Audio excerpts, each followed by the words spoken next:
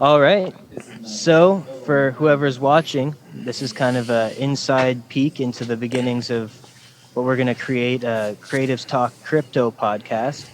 And ideally, it'll be a multimedia podcast with lots of cool musicians and artists coming on. And we're going to have some live performances, hopefully, and maybe artists incorporated into the whole ecosystem and essentially try and from the perspective of a bunch of guys that aren't experts on this, but we're interested in it. We like the technology. We like what it's going to potentially do for the creative space, especially Theta and the live streaming space. We thought it was a good idea to start talking about it and kind of realizing and showing people that it's not always as complicated as it may seem at first to actually start interacting with this technology, I guess is really the way to sum it up. No, I think you're right on that one, man. Yeah. So I guess to introduce ourselves first, anyone right now on Facebook is probably going to know us, but post this on Theta TV. We're going to try and start getting a following on there. We're a group of guys go by Solaire Studios, and we're kind of new into the industry. I guess we'll go around in a circle. I'm the kind of the audio dude / producer mindset. Mike. My name is Drew. I'm one of the editors, and as well as being a videographer and a streamer my own self. And I am Jeff, and I am the videographer, and that's pretty much all we're doing here. Yeah, and we got Tyler right now, kind of behind the scenes. I think he's concocting up a logo for us and kind of doing some of his own work as well, which is probably, honestly, until we get the rhythm of what we're going to do here, it's probably best to have 3 people instead of 4 people all talking until we're actually, all in a studio together. Because the idea is to not keep this as like a Zoom podcast. We want to be in a studio, all together, interacting like human beings. That'll be the idea. Yeah, 4 people gets a little rowdy unless we all know what we're doing. So as Solaire Studios, we've been fortunate / unfortunate enough to start essentially at the beginning of COVID-19. So we literally we met in high school, Jeff and I, and then the rest of us met at Fanshawe. And we started doing some gigs, and then gigs started to take off, and the gigs... And then they stopped taking off. Yeah. It took an abrupt nosedive.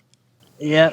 So we got a big dose of reality there. So luckily, Drew had, if you want to talk a little bit about your background of the streaming and stuff, because that's kind of how I got to know more. Yeah, I started streaming. Oh God, I don't know when I started streaming, like way back. Like I've been posting content on the internet for years, and that was sort of my back end of sort of knowledge in terms of what we needed in terms of broadcast, how to set up streams, how to present a live stream, how to record and store everything locally and do all that kind of stuff is really what I started bringing to the table. And that's like where we started looking, I guess, what sort of piqued our interest in doing like a decentralized broadcast. And I guess that's kind of what brought us to Theta, which is, the eventual kind of thing we'll talk about today.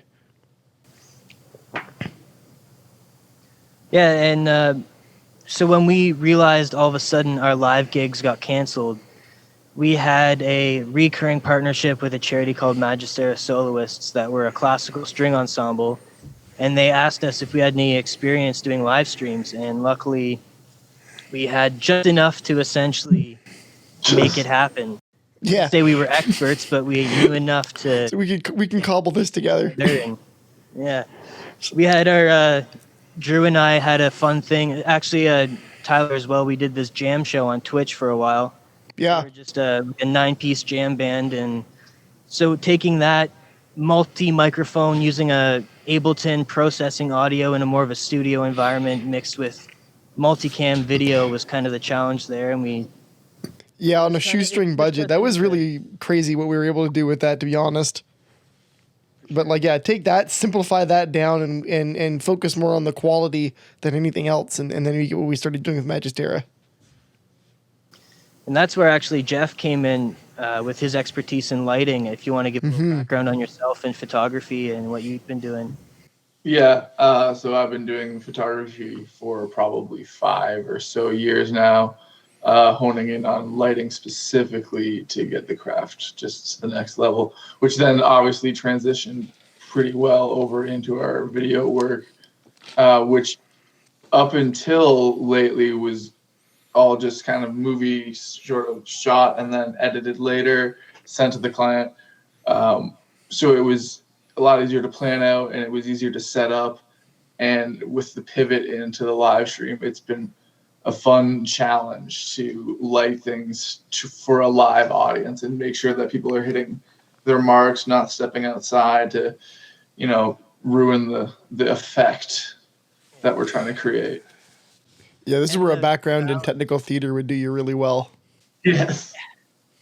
And the balance between lighting something for a virtual audience while also not ruining the live audience experience. Exactly. Stera, at least, we still had minimal live tickets and then live stream tickets. We're trying to find a balance between the best quality live stream and still having the in-person be special and intimate. And their particular audience. Oh, yeah. And Stera. It's classical music. Absolutely. You set up the lights and all of a sudden it's like, are these going to be where the lights are? And it's like, oh yeah, we're going to. Yeah. They weren't for it. It's like, this isn't like, you guys aren't married to this idea, were you? Oh, not if you're not. Yeah. Oh. So yeah, that was actually a great partnership to have that kept us at least doing something during the pandemic, because we had those streams almost once a month, if not every other month. And unfortunately, in Ontario, we got hit with an emergency lockdown that pretty much even made that impossible. So we're going to be, twice. The first one was before we started streaming. The second one was in the middle of our streaming. So hopefully we'll be starting that again up at the end of the month. But yeah, that was fun to get pushed into that. Like, okay, we got to figure out streaming and try and take a more cinematic and more creative approach to it instead of the stuffy lock-off angles and all that kind of stuff. Right, and also learning like how to make cinema cameras, or at least run and gun mirrorless cameras, work as I guess you'd like effectively broadcast cameras, right? Like, and how do you interface that all together and get it? Because webcams aren't going to cut it when you're trying to be professional.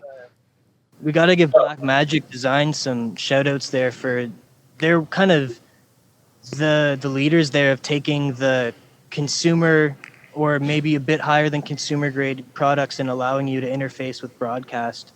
All the equipment, like you have to get a whole bunch of adapters and stuff, but if you figure out your channel or your link of connectors properly, you can connect almost any camera up to a professional broadcast switcher, which is pretty cool.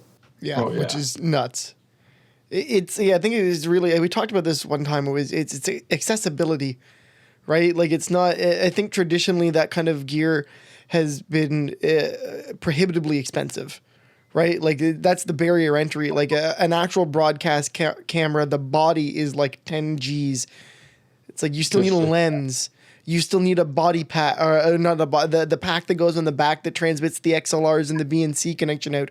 By the way, there's also another thing that needs to interface on the other end of that.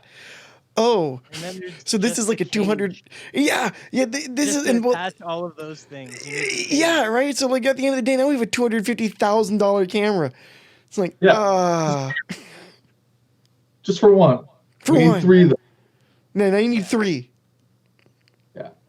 Yeah, no. And that's actually what's been kind of interesting about, since obviously the podcast world has exploded since the pandemic, obviously, for reasons we all understand.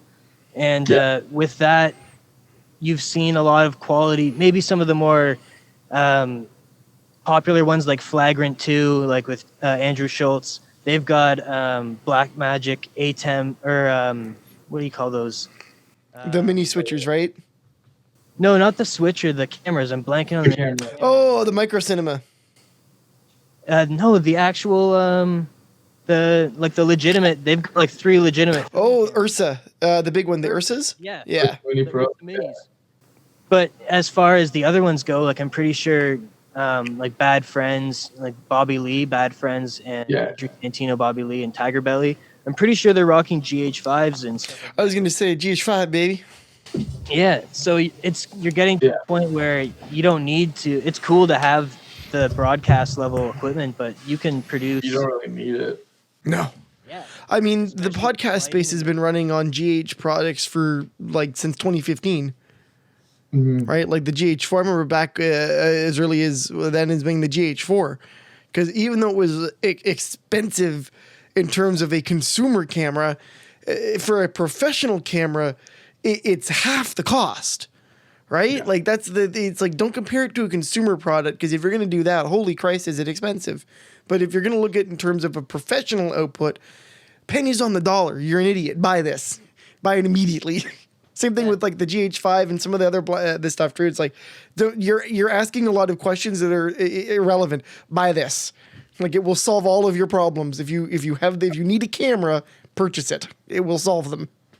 Yeah, you'll get there without having to worry about, I need to get this extension. I need to get this extension. Right. Kind of a workhorse all-in-one unit that you can rely on to do a lot of things. Same thing with the Sonys too. Time and all that, and the 2 SD cards, like. There's infinite reasons why that's a great camera. So I guess going out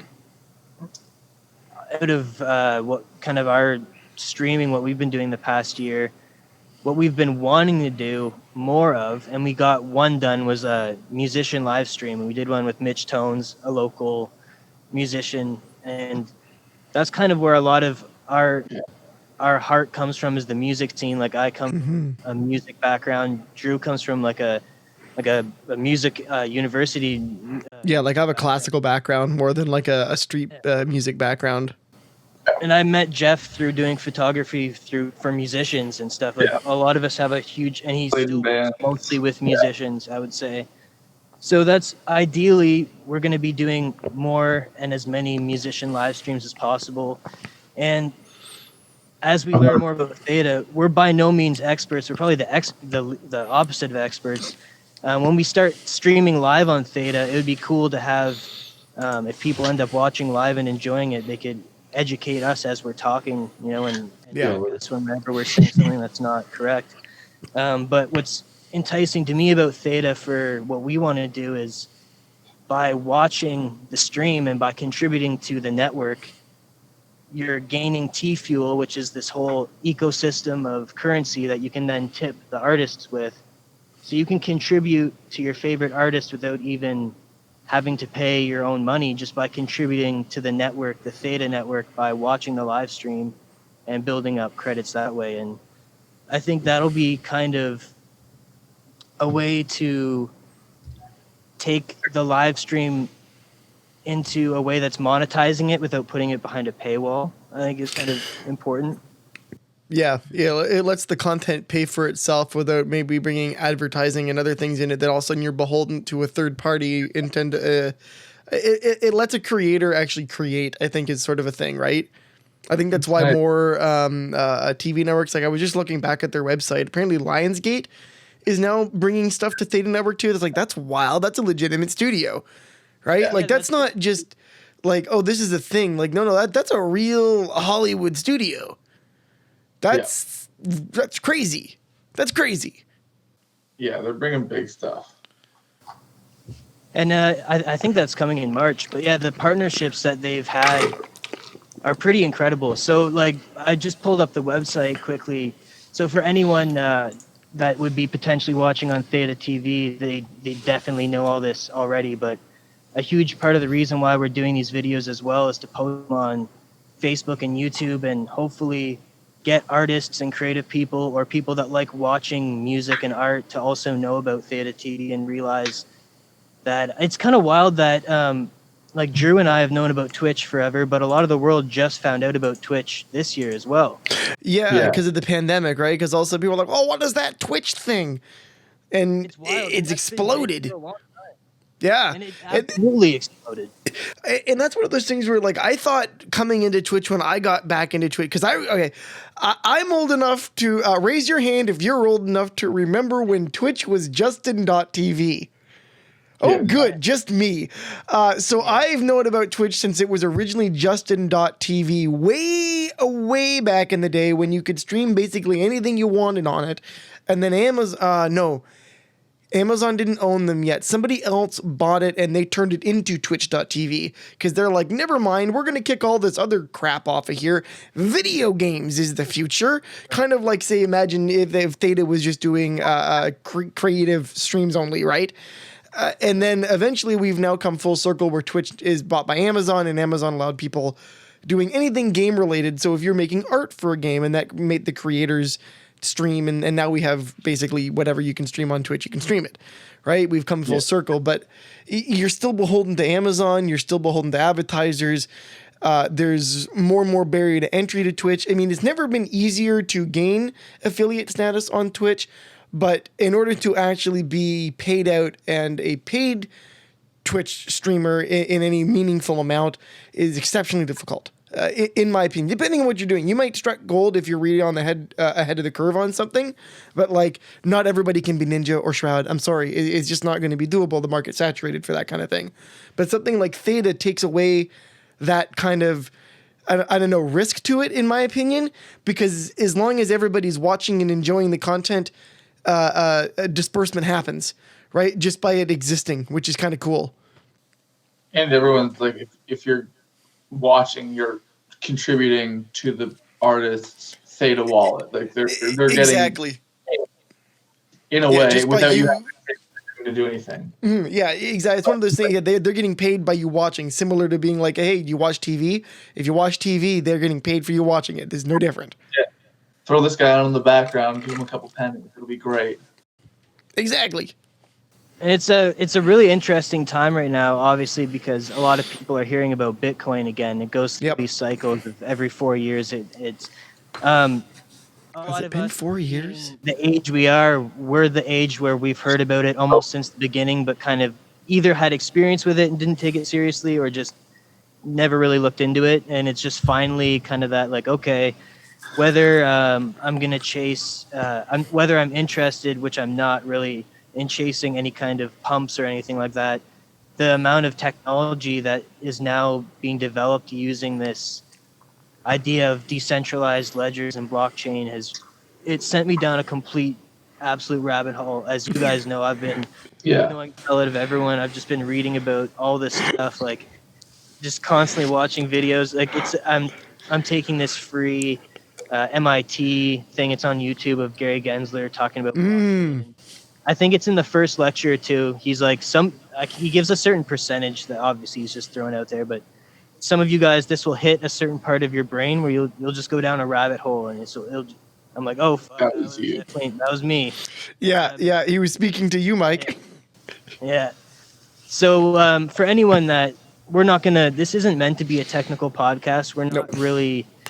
We're not going to give you technical analysis. We're really going to avoid at all costs talking about investing in it. Really, like, we all love it and we're investing in it, and we love Theta for that. But we're not really looking to talk about that. Yeah, do your own research, do your own due diligence, that kind of thing.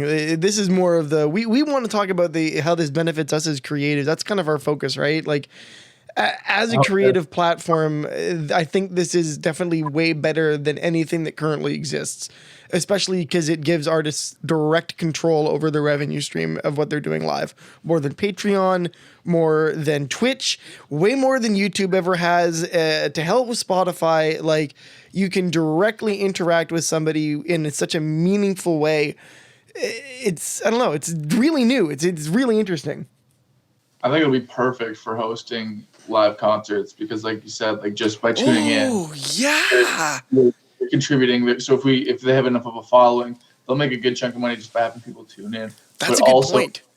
I mean, COVID was kind of like a perfect storm. Like we were talking about earlier, the prices of technologies come down, so everyone can live stream now. So that's going to kind of be expected. So when you do your live shows now, when we go back to normal or whatever that is, go back to having people at bars so that we can do shows, they're still going to want a crew to do a live broadcast because now they can hit grandma, they can hit all these people that are definitely going to buy tickets. There's an extra, $70, $80 every single time Plus, if now they're on Theta, they're making extra bank on top of that. Hey man, not gonna lie, if I could see comedy shows and things and not actually have to go to a bar with a whole bunch of people I don't like, not gonna lie, would buy a ticket, would watch.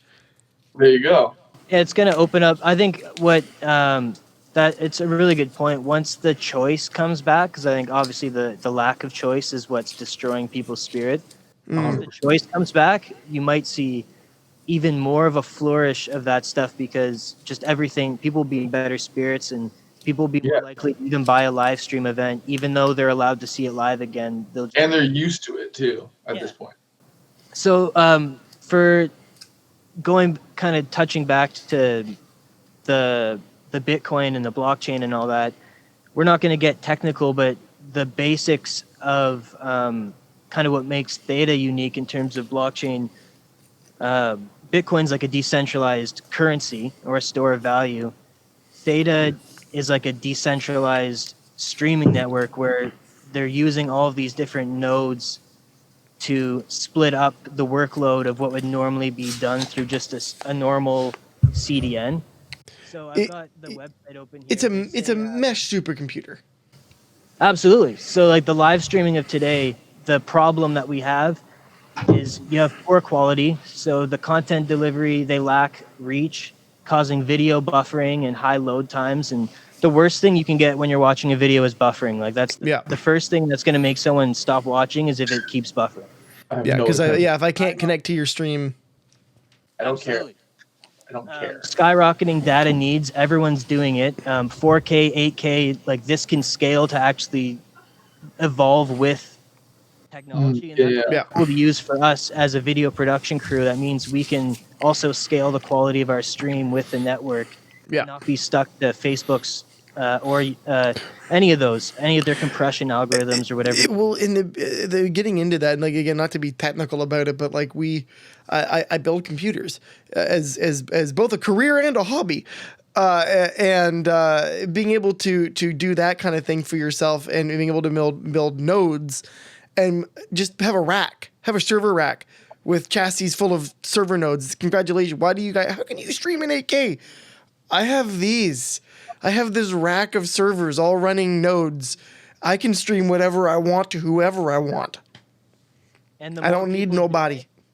And it's great. You can download an edge node for free. The requirements on the computer are pretty low. Pretty limited. It's not bad. Yeah. That's what I mean. It's not bad.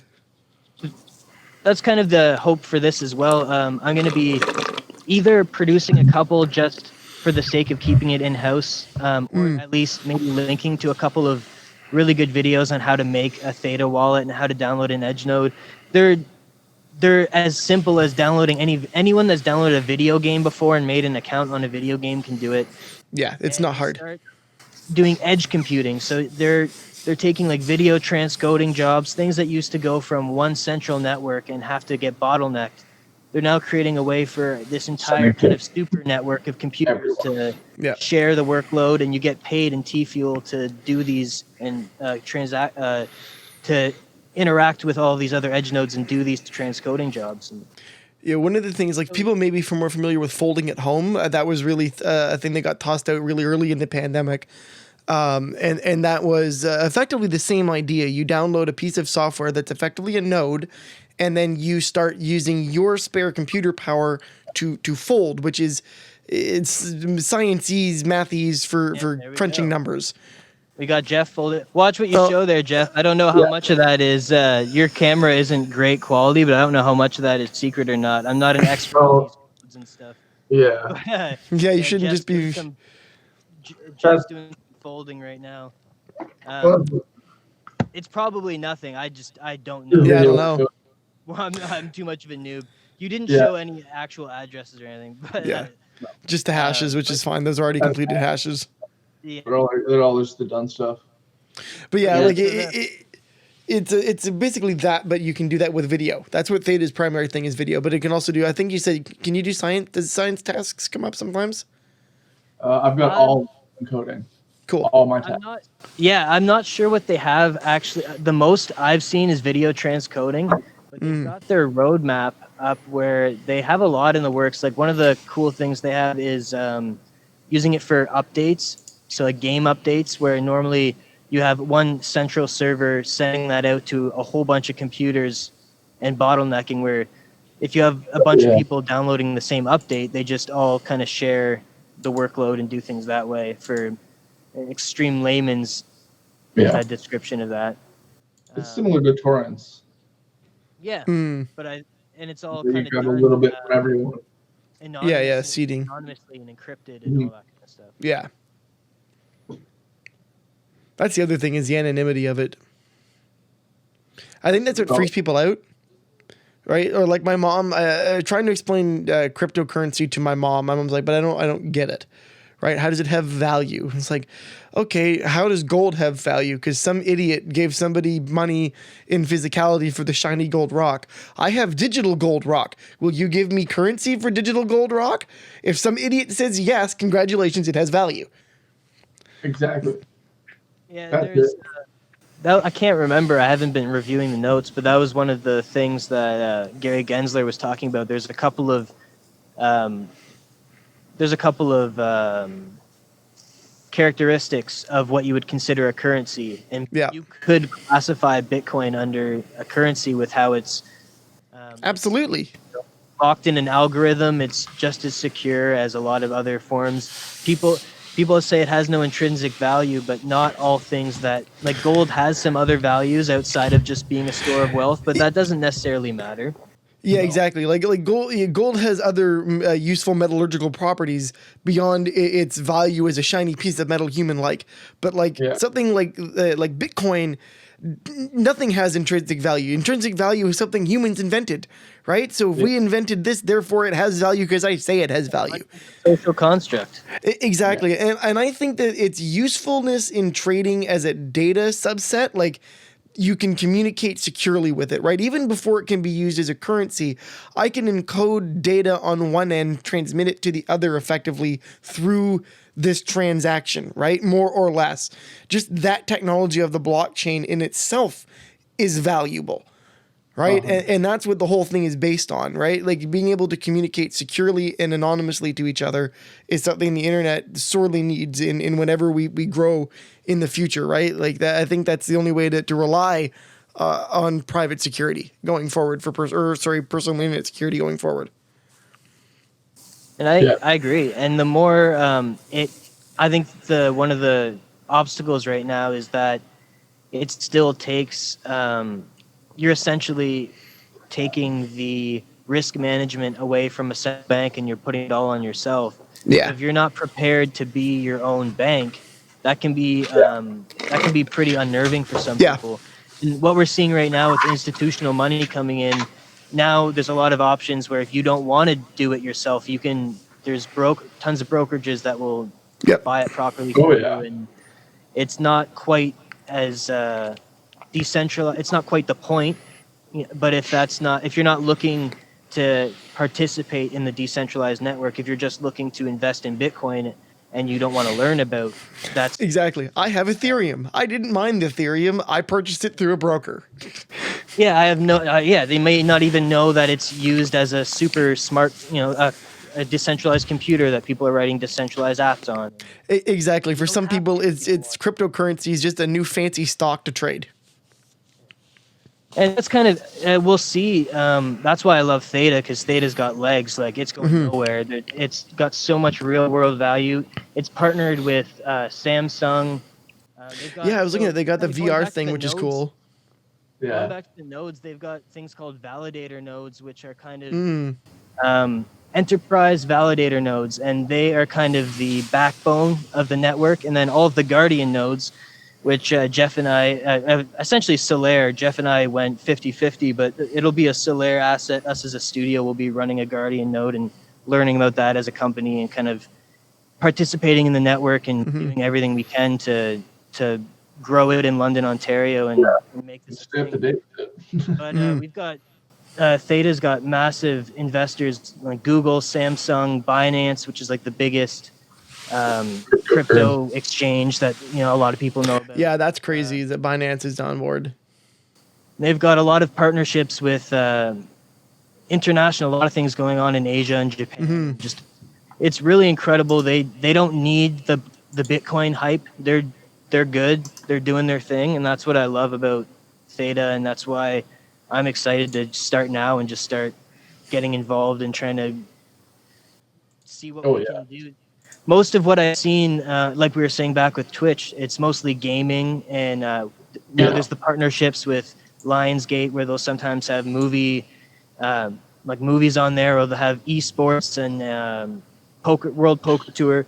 But I would love to be one of the first people that really start bringing live music onto Theta. I think that would be great. Absolutely. Yeah, for sure. So there's obviously so much to talk about, and we're planning on doing these not in any kind of real tight schedule, but just hopefully a couple a month, 3 or 4 a month. And so I don't want to kind of blab on too much about stuff the first day. This was kind of more of our intro, but just trying to get the feel for it. Notes here so we don't get all mixed up. But I guess kind of going into we were talking about decentralized the network, and a lot of this stuff might be just something to kind of pick up next time, like what T-Fuel is more. We can talk about that and how I think that's pretty good, honestly. Yeah. Oh yeah, 100%. Man, there's a sick show on here right now. I know. Yeah, like an animated show. I'm just gonna keep the recording going. Oh, that's cool. Oh yeah. Oh, what the hell? It's funny. Like this is like a legitimate. That's awesome. Yeah. And see, honestly, like I said earlier, we'll post some videos, but kind of a big point, if anyone's watching this little live stream, or I guess not live stream, it will be a live stream eventually, little podcast thing we're starting. Look up Theta TV, go to Theta TV, make an account. It's super easy. Start learning about it. Message any of us, maybe me specifically at first until more of us. I think Mike probably knows the most out of all of us. But please reach out. Start working on looking into that, and just by making an account on Theta TV and allowing and interacting with that website, simulated the space internet bandwidth, and starting to earn T-Fuel. And it's not going to be extremely lucrative right away. Like London is not as busy as it is in Toronto or LA or New York or some other countries in the world. Get it on the ground floor, man. Yeah, we need people to make edge nodes. We need people. But like actually though, the more there are, the more that everybody makes. Literally, it feels like this weird multi-level market. It feels like the weirdest MLM in the universe, but it is not. It is absolutely not. Well, it is a real thing. In the sense of the more that people are on the network, it's not that the more that everyone makes. It's almost, to my understanding, I think it's actually... It's just the more capacity the network gains in order to grow. Yeah, there's just the better the network is. And like the better the network... Yeah, like the way that would work into gaining more is the better the network runs, the more enticing it is for people to use the network for tasks, which would gain us more currency. Yeah. And we'd get cooler content on here. There'd be like, first thing that pops up in my feed is NASA TV. If NASA's broadcasting on theta.tv, you know that's legit. NASA's smart, right? They know stuff. Yeah. Hey, they're going to land their second rover on Mars via rocket sky crane this week, so you tell me. Yeah. Rocket sky crane. That's a real thing. Okay. Yes. It's a real thing. So for anyone who's a musician, it should interest you because this is a way for you to get involved in a new type of video platform that's not oversaturated, like YouTube and Facebook Live and Twitch and all that's great. It's newer than TikTok. Yeah. And all those things, you can do it, but... And this will make you money. TikTok won't make you money. Start a community. This is not... This, you can actually build a community. This isn't an oversaturated platform. Learn about it. Ask me about it. And we'll keep making videos like this to keep the conversation going. And they'll get more organized and better production value, and we'll all eventually be in the same room together, and we'll start having musicians perform, and it'll be a lot of fun. Yeah, like that's the thing is I want to get more live music into this. The whole purpose of this will be us talking with musicians, right? Like that's kind of going to be the thing. And like we'll get Tyler. Tyler's going to be able to build a mining rig and basically a node rig, a dedicated a rig for it. And so when he's done that, he's going to come on and talk about his experience building that for people that are more technically minded and want to build their own mining rig. If you are interested in building a computer for that kind of thing, you can talk to me about that because that is my shit. So that's what I'm here for. And what I just learned the other day is it's actually if you're looking to just make a server node, it's much cheaper than buying a computer. Like if you know the parts that you need, you don't need to buy a $1,500 game. Nope. No.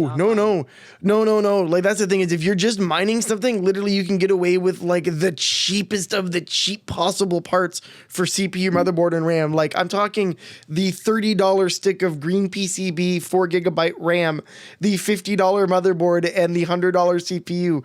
Doesn't matter. Slap a reasonable graphics card in that sucker and it'll do what it needs to do. Yeah, and a lot of this stuff is still in beta, so it's kind of cool. One of the things I saw on the Twitter or the Discord or something like that, I believe it was at least a request from the community to start getting some potentially some feedback from our particular hardware, like certain hardware feedback. So like if what runs well, node's not working properly, they're like, hey, here's some tips on how to optimize your system. So excellent. This system is so new that if you get in and it feels a little bare bones right now, then just ask us and it's gonna grow. Yeah. Hold on, Jeff, you're overpowering Mike. Yes. That's the music. That's the music aspect.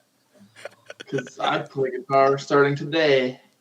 Hopefully, it'll be a studio quality music when we do it. Yeah, we'll just lighting looks good, but his microphone is not. Nothing about you. Whoa, okay. You're playing into a laptop right now or something. So I mean, Mike and I look professional, and Jeff's the only saving grace is Jeff's got really nice lighting compared to Mike and I. Although I really like Mike's got this really beautiful soft lighting going. I really like that. That's just because he's got a dope camera. Yeah, the Fujifilm. Yeah, the Fuji helps. I'm just running my webcam today. I was lazy and didn't set the GH5 up. Logitech. Pretty good. Hey man, C920. If you don't know anything, anybody that wants to live stream and you don't know anything about anything, shut up. Buy a Logitech C920. Just don't ask any questions. Shut up. Buy that. Is that how you sell people stuff at Memory Express? Yeah. Yeah, sometimes. Yeah, basically it's like, okay, I hear what you're asking me, but this is what you need. Okay, but what about this thing? No, you need this. Like, peel back a curtain. I literally talked a man down $200 from something because it was like, you don't need this. And it's like, it doesn't matter what commission I will or won't make. You don't need this. Like, you've told me what you need. You don't need this. Buy this. You will be just as happy. I beg you. It's like trying to buy the Royale RAM from G-Skill. If you buy Royale RAM, I'm offended because it's gold-plated. It's trap wrapper RAM. Oh, that's what's up, though. Yeah, it's literally, yeah, it's the most. It's if 6ix9ine or goddamn, what the heck's his other name? Post Malone. Grill, because if it is, I need it. Yeah, like literally, it looks like somebody made their grill into RAM. It's so offensive. I hate it so much. Oh man, I love it. All right, we should probably wrap this up before we get too off the rails. Yeah, I got food downstairs. I gotta eat. All right, so we'll be doing more of these talks. Eventually, it'll be music. It'll always be changing. It'll hopefully always be interesting. Yeah, I hope so. We don't really know much about how Theta works yet, so if you can leave comments on these videos, please leave comments. Please follow. Absolutely. Please like. Please tell us if tell us good things, tell us bad things, and we'll keep on making videos. Yeah, we'll do it. We grow as you grow. Yeah, and actually, Tyler is making us a logo right now, so maybe we'll. So hopefully next time we'll slap a logo in here, so we've got a little more brand recognition. And I guess a little teaser for maybe what we can talk about next time is something called NFTs or non-fungible tokens. Yep. We can turn our logo into a little NFT and turn it into a token that people. Oh, you guys are It'll be a whole kind of cool thing. It's a whole thing. We'll explain that next time. ahead of the game. All right. Look at you guys. Peace out, gang. Peace. Peace.